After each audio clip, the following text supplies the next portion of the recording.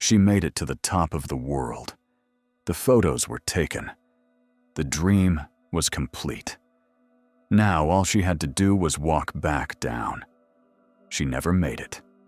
This is the story of 3 women who conquered Mount Everest and paid for it with their lives. Not because they failed to reach the summit, but because they succeeded. The mountain let them touch the sky, then collected the debt on the way home.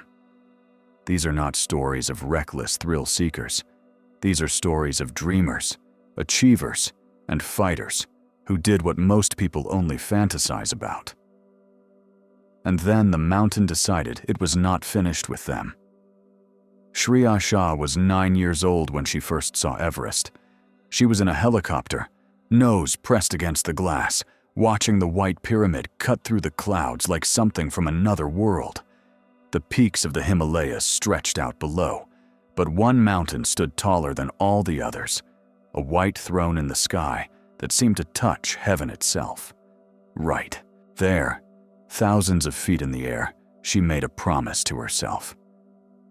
One day she would stand on that peak. It was the kind of childhood vow most people forget by high school. Shria never forgot.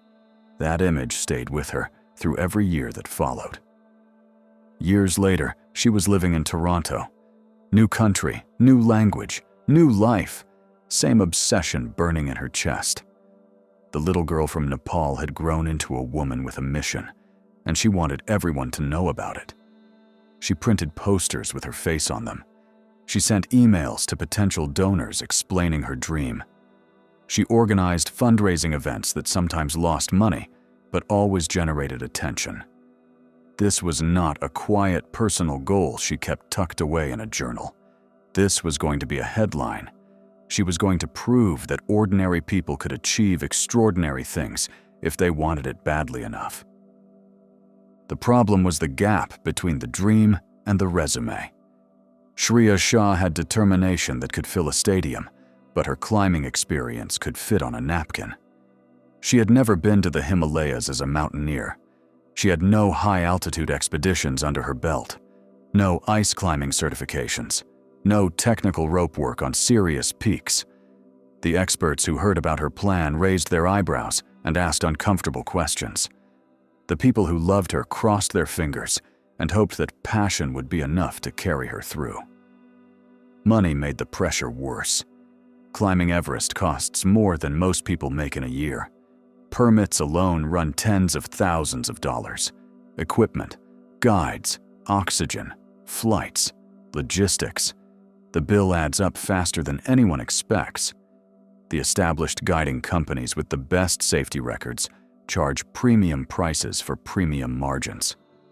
Shria did not have premium money. She scraped together what she could from her fundraising efforts. She took out a second mortgage on her home. She chose a budget outfitter that promised the summit without the luxury price tag.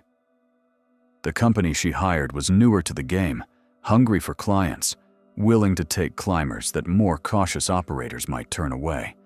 They offered packages that undercut the competition. They promised results without the prestige overhead. At base camp, the whispers started almost immediately. A senior Sherpa assigned to her team made it known through the grapevine that he did not want this particular assignment. Something about the setup made him nervous. 2 younger, less experienced Sherpas ended up on her rope instead. The oxygen plan was tight by any standard. Enough bottles to reach the top if everything went perfectly. Not much margin if anything went sideways. Experienced climbers looked at the math and shook their heads. The numbers worked for the victory photo. They did not work for a long, grinding descent when exhaustion turns every step into a negotiation with your own body. Veterans on the mountain talked about her setup in worried tones.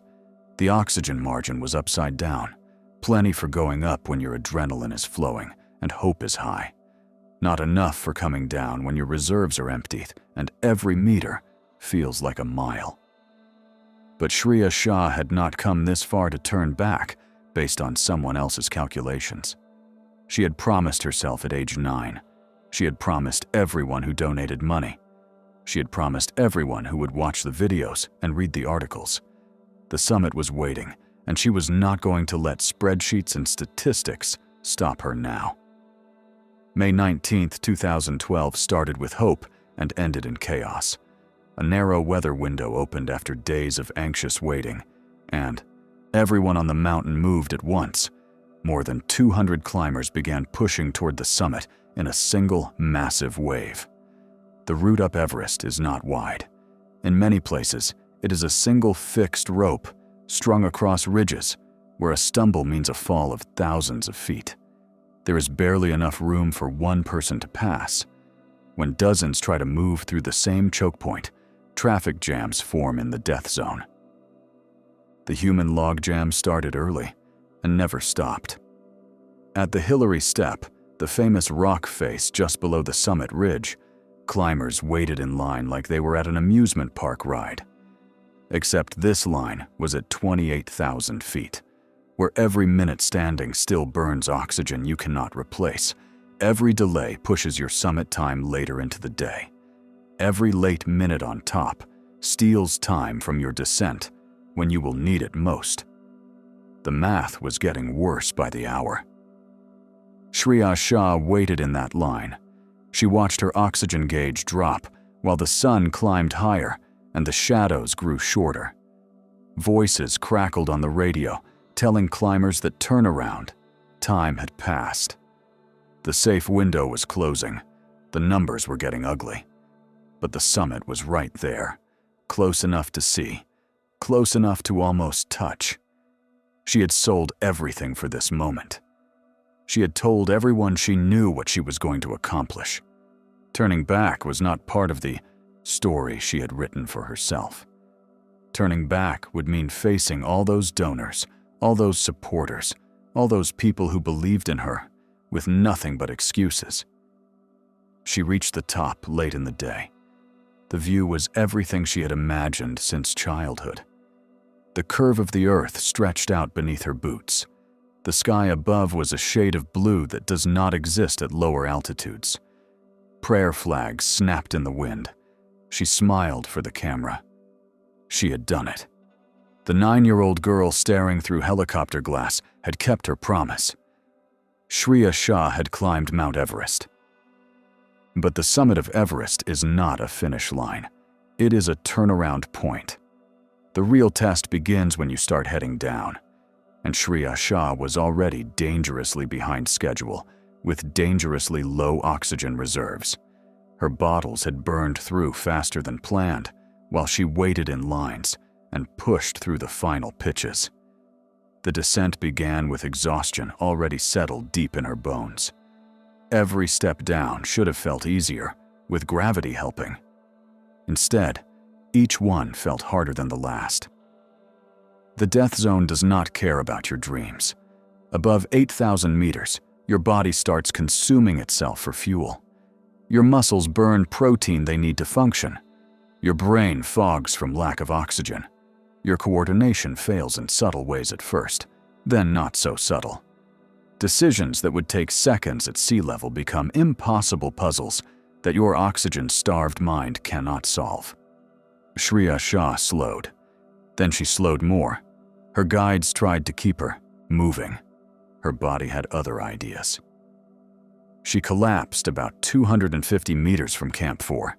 Safety was close enough to see. The bright colors of the tents were visible through the thin air. Other climbers passed her on the narrow ridge, too depleted themselves to offer more than words of encouragement. Some had barely enough oxygen to keep themselves alive. Guides were overwhelmed by the sheer number of people in crisis across the mountain. The traffic jam that had slowed the ascent was now clogging the descent with broken bodies and broken plans. Shria spent over 20 hours in the death zone before her body finally gave out. She died within sight of the tents that could have saved her, surrounded by people who could not help her, at the end of a dream that had started 3 decades earlier in a helicopter above the clouds. Her husband received the news thousands of miles away. The woman who had refused to give up had finally run out of time to keep fighting. Her body was wrapped in a Canadian flag and left on the mountain. For years afterward, her story became a talking point in the fierce debate about Everest commercialization. Too many permits being issued, not enough screening for experience, budget outfitters cutting corners to stay competitive, climbers with more ambition than ability buying their way onto a mountain that does not accept credit cards as payment for mistakes. Her death changed some policies. It did not change the fundamental forces that put her on that ridge in the first place. But reducing Shria Shah to a cautionary statistic misses something important about who she was. She was not reckless in the way that word usually implies. She was determined. She worked for years toward a single goal. She sacrificed everything she had. She refused to give up on a childhood dream when giving up would have been so much easier. Those are admirable qualities in almost every other context. On Everest, they can become fatal flaws. The same fire that gets you to base camp can burn you alive at the summit. The same refusal to quit that makes champions can make victims. Mariah Stridham had done everything right. She and her husband Robert had trained for years with a discipline that bordered on obsession. They had studied Everest from every angle, read every book, analyzed every disaster report. They had climbed other peaks across the world to build their high-altitude experience and test their systems. They had chosen their guiding company carefully after extensive research, hired respected professionals with proven track records, followed the protocols that separate serious mountaineers from reckless tourists. Everest was not an impulse for them. It was a carefully planned chapter in a love story written on mountainsides around the world. The couple had been working through the 7 Summits Challenge together, the highest peak on each continent, one by one, building their skills and their partnership with each new mountain. They had stood on top of peaks in Africa and South America and Australia. They had pushed through storms and setbacks and close calls that made them better climbers. Everest was supposed to be the capstone, the culmination of everything they had worked for. They were going to stand on top of the world together, take the photo that would complete their collection, then walk back down together and spend the rest of their lives telling the story. May 20th, 2016 started exactly as they had planned it 1,000 times in their minds. The weather window was clean after days of careful monitoring. Their bodies had acclimatized properly during the rotation climbs to higher camps. They felt strong. They felt ready. They moved up the mountain in sync. 2 people who knew each other's rhythm so well they could climb in the dark without exchanging a word. The line of headlamps stretched up the ridge like a string of slow-moving stars, and Mariah and Robert Stridham were part of the constellation. The trouble started near the south summit, that final false peak that gives climbers hope before the real summit demands everything they have left. Mariah Stridham slowed in a way that made Robert's stomach tighten. Not the normal pause to catch your breath in thin air. Something different. Her hand went to her helmet like she was trying to hold her head steady. Her words came out slightly off, the wrong emphasis on the wrong syllables. Her balance shifted in ways that should not happen to someone with her experience. Robert had seen enough high-altitude climbing to recognize the early signs of cerebral edema. Altitude sickness does not discriminate based on preparation or fitness level. It does not care how many mountains you have climbed before or how carefully you have acclimatized. It is a physiological lottery that some bodies lose regardless of how well they have been trained. Fluid begins leaking where it should not leak. Pressure builds inside the skull. The brain starts to swell in a case that cannot expand to accommodate it. And all of this can happen to anyone, anytime, at any altitude above a certain threshold, for reasons medicine still does not fully understand. Robert recognized the signs immediately. They had read about this together. They had planned contingencies for this exact scenario. The protocol was clear and non-negotiable. When altitude sickness strikes, you go down, Immediately. Every minute you stay high is a minute the damage compounds. There is no treatment that works at altitude. The only cure is lower air. The only hope is descent. They made the hardest decision good climbers make. With the true summit so close, they could almost taste it. With years of training and planning behind them. With the final prize of their 7 summits quest just a few hundred meters away, they turned around. The dream was over. Getting Mariah Stridham down alive was the only goal that mattered now. Everything else was just pride and statistics. Mariah protested at first. She insisted she felt fine. She told Robert she could make it. She did not want to be the reason they failed so close to success. Robert knew better. He had seen her eyes. The person he loved was slipping away behind a fog of altitude-induced confusion. The summit could wait. Another year, another expedition, another chance. Her survival could not wait another hour. Then Mariah Stridham did something that changed everything about how that day would end. She told Robert to go. Touch the summit, just quickly, and come back. She would wait right here, just below the south summit, catching her breath and gathering her strength. It would only take a few minutes. They had come so far together. One of them should finish what they had started together. One of them should complete the 7 summits. She would be fine. She just needed to rest. It sounds insane from the safety of sea level. Leave your sick wife in the death zone while you bag a peak. But in the moment, exhausted beyond normal comprehension, oxygen deprived to the point where clear thinking becomes a memory, staring at a prize that had been years in the making, it felt like a reasonable compromise. He would be fast. She was stable. The math seemed to work if you did not look at it too closely. He went. Robert Stridham touched the top of the world without feeling any joy at all. His mind was already back with Mariah. He took no photos.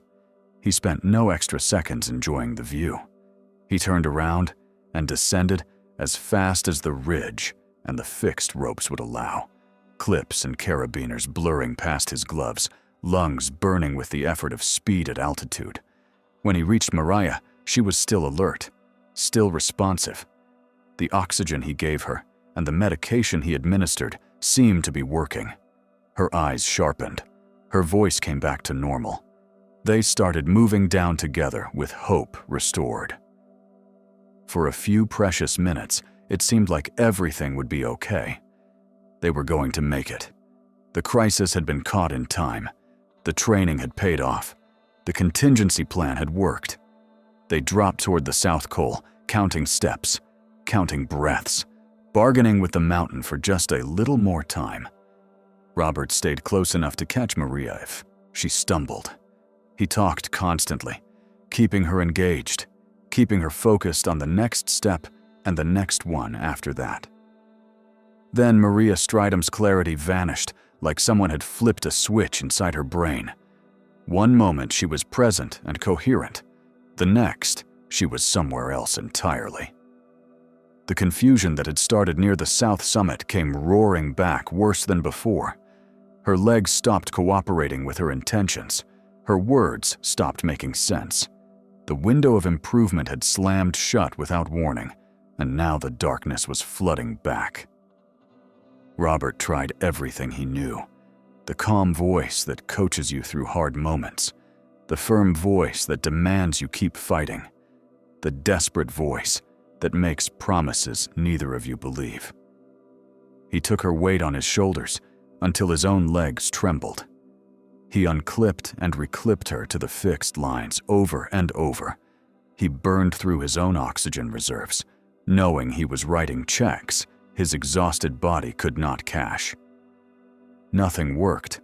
Mariah Stridham was slipping away, and all his love and all his training could not hold her. The mountain was taking her one breath at a time, and he was being forced to watch it happen in slow motion while standing right beside her.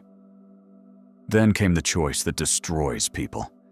stay with her, and risk them both dying in the same patch of snow, 2 bodies frozen together on the world's highest graveyard.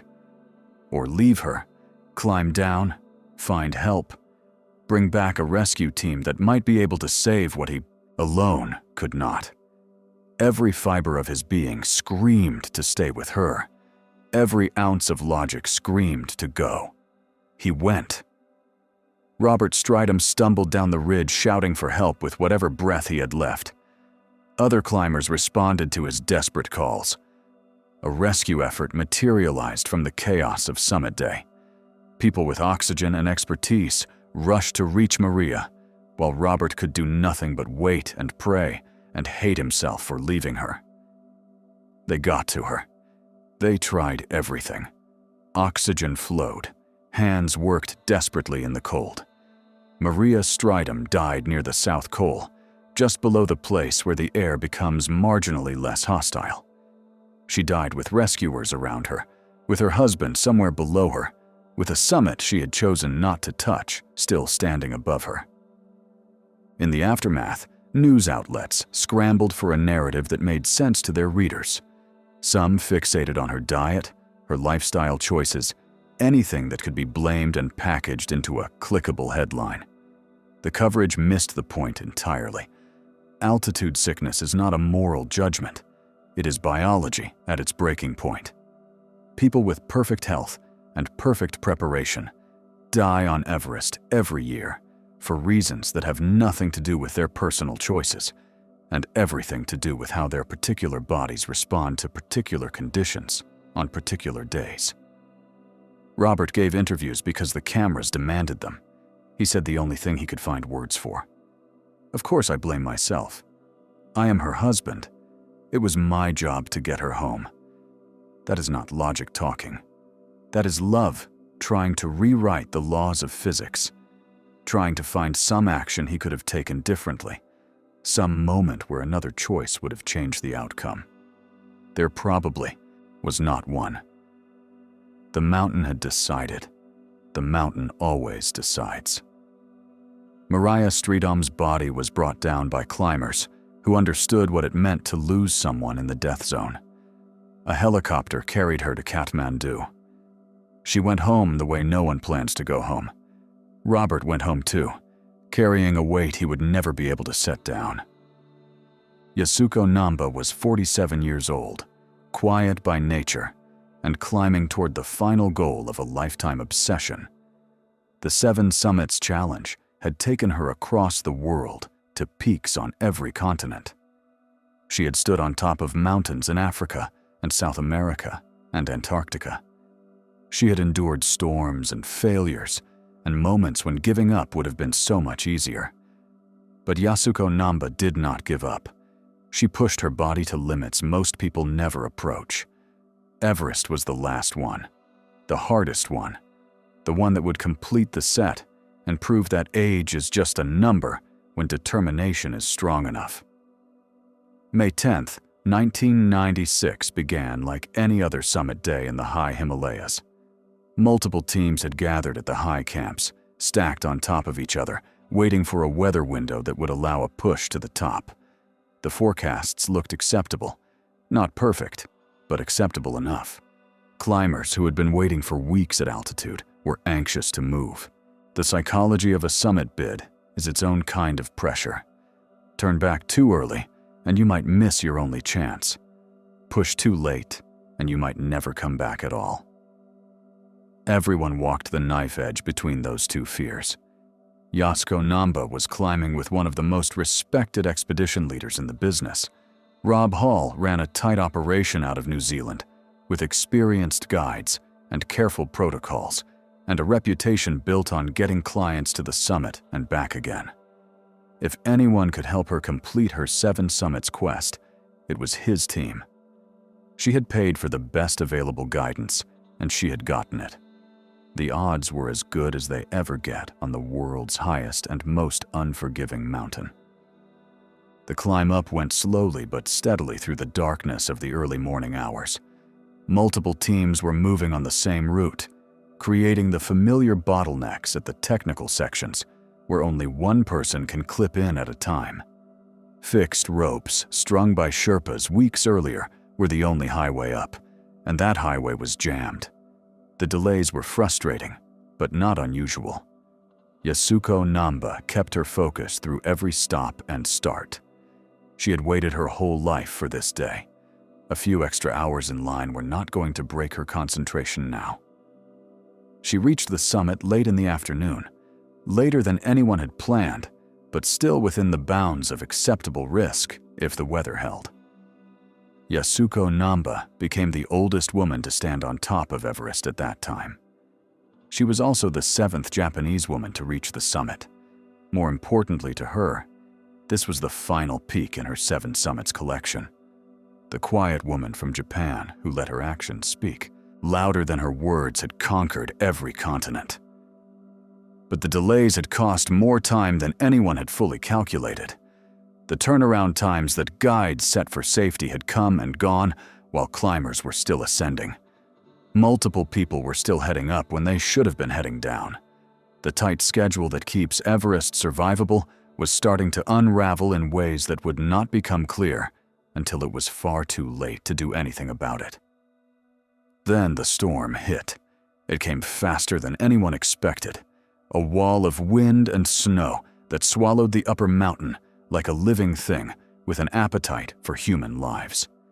Visibility dropped to nothing within minutes. Winds howled at speeds that knocked experienced climbers off their feet. Temperatures plunged to levels that kill exposed flesh faster than you can recognize what is happening. Climbers who had been spread across the descent route suddenly found themselves trapped in a whiteout with no way to see the path forward or back. Yasuko Namba was descending when the storm caught her in its teeth. She had made it down from the summit, past the Hillary Step, where so many dreams end, down the exposed ridge where the margin for error is measured in inches.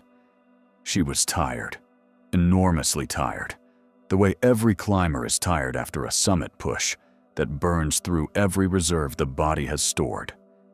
But she was moving. She was surviving. She was making progress towards safety. Then the wind started screaming, and the world turned white, and all progress stopped. The next hours were chaos and confusion, and desperate decisions made with imperfect information. Climbers stumbled in circles, unable to find the fixed ropes they needed to descend. Groups fragmented in the darkness and the howling wind. People collapsed from exhaustion and cold, while others walked past within feet without ever seeing them. The storm had turned the top of Everest into a frozen lottery, where survival depended on luck as much as skill or preparation. Yasuko Namba made it to within a few hundred meters of Camp 4 before her body gave out completely. She had pushed through everything the mountain could throw at her. She had outlasted the summit bid and the delays and the first brutal hours of the storm. But eventually, even the strongest climbers run out of reserves to burn. She collapsed in the snow, barely conscious, frostbite already claiming her fingers and face and every piece of exposed skin. Another climber named Beck Weathers was stranded nearby in similar condition. A rescue team from the high camp attempted to reach them, fighting through wind that threatened to throw them off the mountain with every step. When the rescuers finally got close enough to assess the situation, they had to make impossible choices with their own oxygen running low. Who could be saved with the resources available? Who was too far gone to help? How much risk could they take without adding more bodies to the count? Yasuko Namba was still breathing when rescuers made contact. Her vital signs were present, but fading fast. Moving her would require strength and equipment and time that might doom the rescuers themselves. The storm was not letting up. The window for evacuation was not opening. Decisions had to be made with imperfect information under impossible pressure and wind-chill temperatures that killed brain cells as fast as skin cells. She was left in the snow because there was no other choice that the math allowed. It was not cruelty. It was arithmetic, performed by people who could barely think straight themselves. The resources available could save some people or kill everyone. The rescuers chose to save who they could and pray for miracles they knew would probably not come. Yasuko Namba faded alone in the storm, her 7 summits complete, her trip home canceled by a mountain that keeps its own accounts. Beck Weathers somehow survived against every reasonable prediction. He woke from what everyone assumed was a fatal coma, staggered into camp with frostbite that would claim his hands and nose and reshape his face, and lived to tell the story of that night. Yasuko Namba did not wake up. The storm took her the way it took several others that terrible night, adding their bodies to Everest's permanent collection of dreams gone wrong. The 1996 disaster became one of the most analyzed events in mountaineering history. Books were written, movies were made. Every decision that season was picked apart by journalists and armchair experts who had not been there, struggling to breathe in the thin air. Yasuko Namba's story became one thread in a larger tapestry of tragedy, her quiet determination swallowed by events that no amount of preparation could have predicted or prevented. She had done everything that could reasonably be asked of a climber at her level. She had trained extensively over many years. She had hired the best guides available. She had climbed 6 other major peaks to build her experience and test her limits. She had made the summit in reasonable time considering the crowds. None of it mattered when the storm decided to collect its due. Everest does not grade on a curve. It does not give partial credit for effort or experience or good intentions. It does not care about your resume. 3 women, 3 summits, 3 bodies that never made it home under their own power. Shria Shah believed that passion could overcome inexperience. Mariah Stridham believed that preparation could guarantee safety. Yasuko Namba believed that experience could predict outcomes. The mountain proved all of them wrong in ways they never saw coming. The summit is not a reward. It is a transaction. You give everything you have to reach it, and then you have to find enough left to get back down. Most people make that exchange successfully. Some people discover the cost was higher than they budgeted. The lesson is not that dreams are dangerous or that ambition should be avoided. The lesson is that dreams have costs, and the biggest dreams have the biggest costs. And sometimes the bill comes due in ways you never expected and cannot negotiate. Every climber who starts up Everest believes they will be one of the ones who comes back. The mountain does not argue with that belief. It just waits at the top of the world, patient and cold, ready to collect from anyone who miscalculates the price of standing where so few humans have ever stood.